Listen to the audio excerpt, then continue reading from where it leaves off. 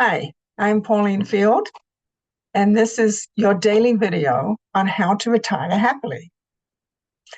And today we're going to look at bucket lists. I don't know how long it's been around, that term, but I think it's such a great idea to think about what are really all the things that I'd like to check off before I check out. And I must admit that I need to review my bucket list for 2025. I haven't looked at it for a couple of years. But why have a bucket list? Well, it can be very motivating and it can be very inspiring. That's like, wow, yeah, I'd like to do that. I'd like to accomplish that. It also helps us to clarify what's important, what's our priority.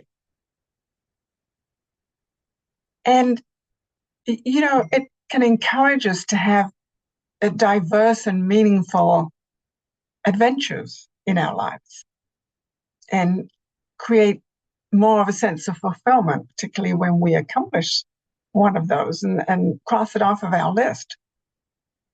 So, what do you include on a bucket list? The first thing that comes to mind for a lot of people is travel destinations, all the places you just love to go.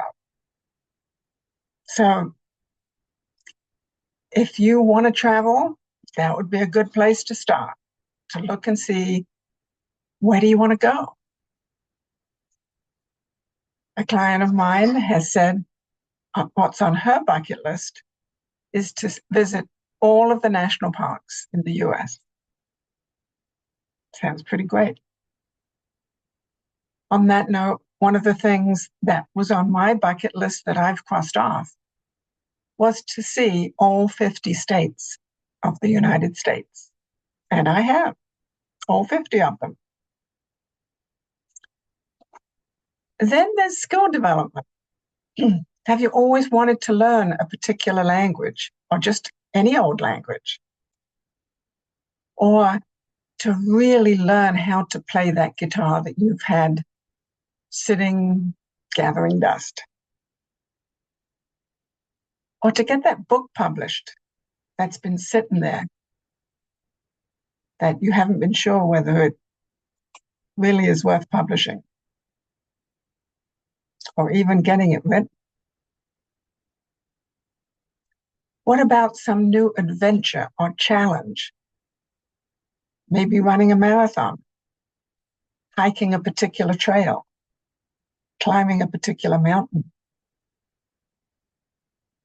Or personal growth, like spiritual development, daily meditation.